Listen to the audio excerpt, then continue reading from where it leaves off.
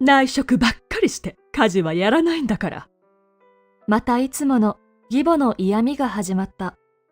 私はさやか、32歳でウェブデザイナー。夫の光雄と義母の3人で夫の実家で同居している。私は結婚前は会社に所属していたが、結婚を機に独立して自宅でウェブデザイナーの仕事をしている。仕事のほとんどは以前勤めていた会社からの紹介で、私のデザインを気に入ってくれた顧客からだ。会社としてもお得意様を手放したくないため、今まで通り私に仕事を回してくれる。私にとっても通勤時間は省けるし、結婚して家事もしっかりやりたかった。会社も私もどちらもうまくいく現在の仕事のスタイルに満足している。しかし、同居する義母には私が働くことが面白くないようだった。昔ながらの考えの義母は、妻は結婚したら専業主婦になり、夫を支えていくのが常識だ。よくそのように話している。今時そんな家庭はないよ。ほとんどが共稼ぎなんだ。夫はそう言って義母をなだめている。あんたの働いたお金で生活できているんだから、家事ぐらいしっかりしないと困るわよ。義母もなかなか納得しないようだ。内職なんかやって、いくらにもならないでしょ？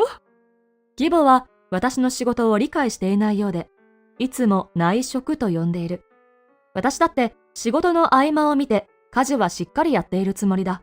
しかし、義母の想像している専業主婦とは違う私の働き方に不満を持っている。一人っ子の夫をとても大事にしている義母にとって、私は大事な息子を奪った嫌な女なのかもしれない。結婚当初から義母にはいろいろ嫌味を言われていた。私の行動のすべてが気に入らないようだった。夫の話では5年ほど前に義父が亡くなってから余計に義母の夫への依存が強まったらしい。夫も迷惑そうにはしているように見えるけれども、義母に頼られて嬉しそうにもしている。私たちが暮らす家は住宅地の中にあり、30年ほど前に義父が購入したものだ。残っていたローンも義父の生命保険で完済しており、名義は義母になっている。3人で暮らすにはちょうどいい部屋数で、私の仕事場になる部屋もあって助かった。義母は30年もここに住んでいるので、近所に友人も多いようでよく遊びに来る。義母の友人が遊びに来た時などは仕事を中断してお茶やお菓子を持っていく。近所の義母と同じくらいの年齢の女性たちが集まると、それぞれ家庭の嫁の悪口自慢が始まる。うちの嫁は何かあるとすぐに実家に帰って、1年の半分はここにいない。うちの嫁は金遣いが荒くて息子が困ってる。借金の取り立ても来て大変だった。私は仕事場屋でそんな会話を聞いているとおかしくなってくる。義母の友人たちはそれぞれ自分の嫁がどれだけ良くないかを競い合っている。決して自分の家の嫁を褒めることはない。ここのお嫁さんはすごいわよね。仕事しながら家事をしっかりやっていて。一人の友人が私のことを褒めてくると、義母は面白くないようだ。仕事なんて大したことはしてないのよ。内職みたいなことをしてどれだけ稼いでいるのかしら。義母はわざと聞こえるように大きな声で話している。そうなの？うちの嫁なんかパートで働いたお金は全部自分で使ってるわよ。それに答えて別の友人が話す。嫁が働いたお金は嫁のもので、夫が働いたお金はみんなのものにしているのよね。それを聞いた全員が大笑いを始める。私たちの頃はそんなことなかったわよね。義母の昔話が始まったので、私はヘッドフォンをして耳を塞いだ。ここからの話は何度も聞いたことがあり聞き飽きている。それ以上に現代の嫁たちを侮辱するような話が多くて聞くに耐えない。外の雑音を遮断して仕事に集中していく。そんなある日、夫が車を買い替えると言い出した。そろそろ車を買い替えたんだけど、いいかな。3人で夕食を食べている時の夫の何気ない一言に義母が噛みつく。家長のあなたが車を買うのに、なんで嫁の許可を取らなければならないの？夫は慌てて義母をなだめ始める。だってさ、みんなで乗る車だし、俺が一人で決めてもダメだろ。確かに高い買い物なので、一人で決めるのは無理かもしれない。義母は納得できないようで、さらに夫に抗議する。車の免許を持っているのもあなただけなんだから、好きな車を買いなさい。基本的に義母の言いなりの夫は口答えできないので、しきりに私を見ている。あなたが決めていいわよ。私は仕方ないので助け舟を出してあげた。いちいち嫁に伺いなんて立てないで、自分で決めてしまいなさい。何事も義母や私に確認してくれる夫。身勝手ではないのはいいのだが、頼りない。義父は何でも一人で決めてしまう感じの人で、義母がよく文句を言っていたそうだ。義両親のそのような姿を見て育った夫は、独断的なことは良くないと思っている。一方で、亭主関白な義父を見てきた義母は、夫とはそういうものだと信じている。何でも私に確認してくる夫への義母の不満は私に向けられる。さやかさんが口うるさく光雄に言うから、光雄もこんなになってしまったのよ。とばっちりを受けた私は返答に困った。そうだよ。さやかが文句を言うから、俺も一人で決められないんだよ。夫も義母と一緒になって私に責任転嫁してきた。私は何も言ってないけれど。私のせいにされてもどうしようもない。いつものように義母の側に立つ夫。結婚してから2年ほど経つが、義母の前では絶対に私の味方になることはなかった。義母のいないところでは、ごめんよ。本当に、俺はいつもお前が一番大切なんだから。などと言ってくるが、信用できなくなっていた。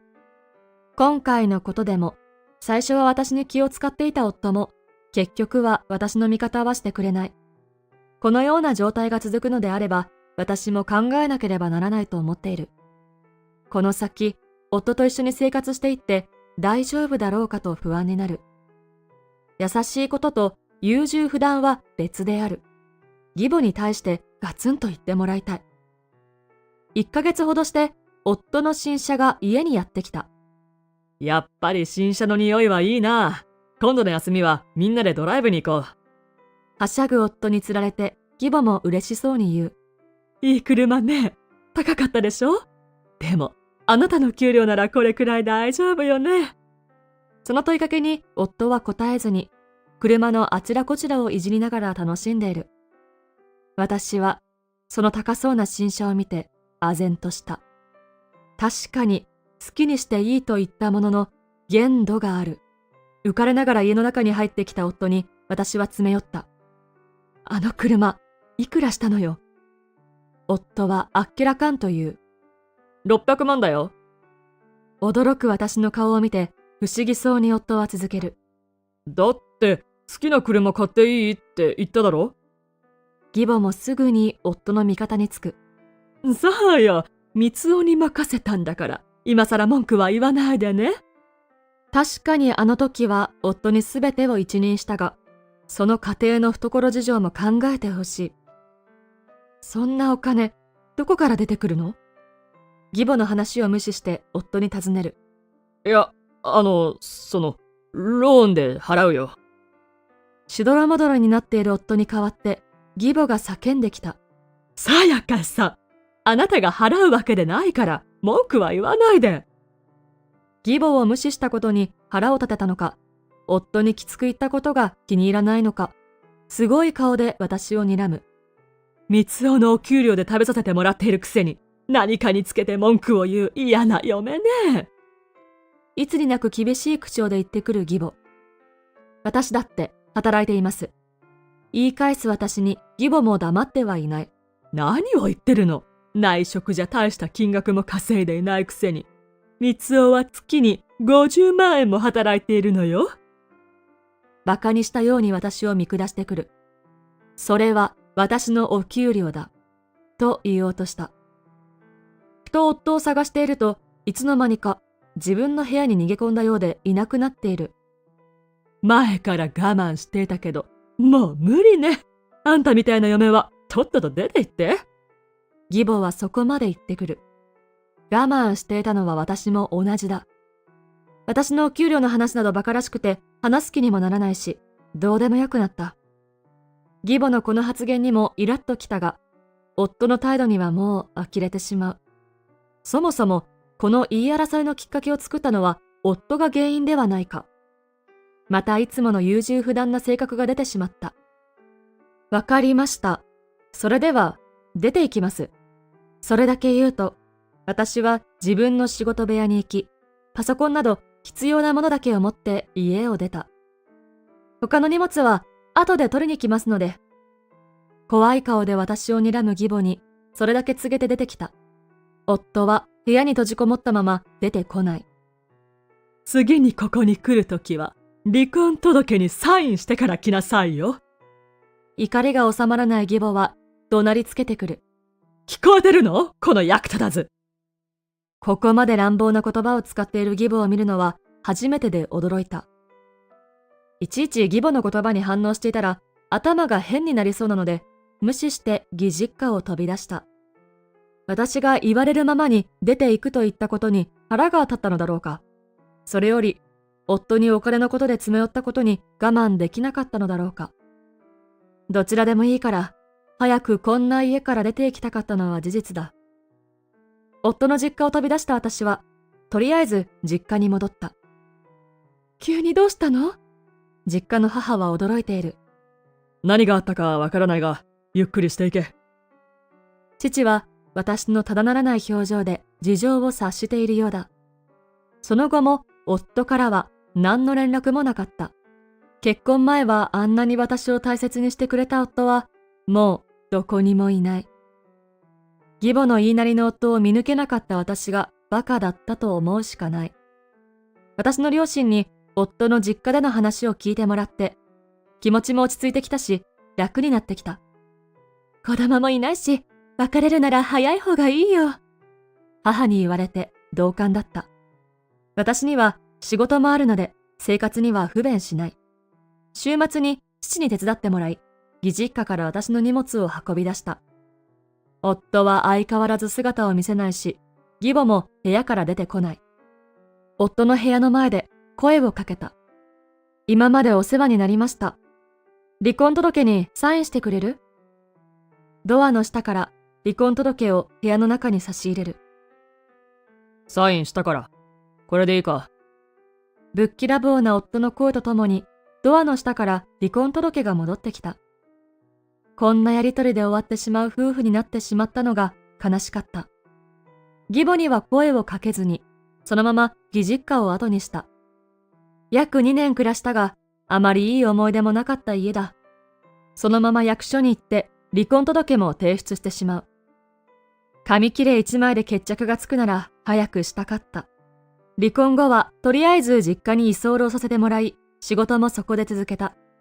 部屋を借りて一人暮らしをしようと思っていた私に母が言ってきた。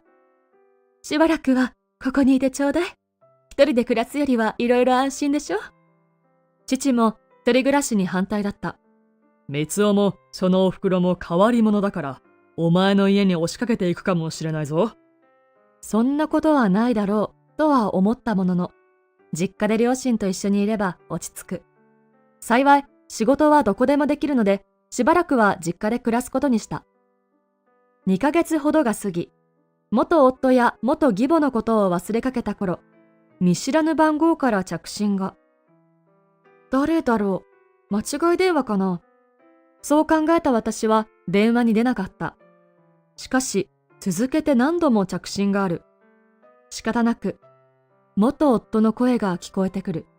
なんで早く電話に出ないんだよ。元夫はかなり慌てているようだった。だって知らない番号だし、それにあなたとはもう関係ありませんので、じゃあ切りますね。電話を切ろうとすると、ちょっと待ってくれ。俺のスマートフォンが繋がらないんだけども、どうして？元夫は困った声で聞いてくる。私に聞かれてもわからないわよ。電話会社に確認して。答えながら、私はあることに気がついた。あなた、もしかして銀行口座にお金入れないの？結婚していた時は公共料金の支払い口座に私が自分のお給料から入金していた。夫の給料もそこに振り込まれるが、わずかな金額のため、全然足りなかった。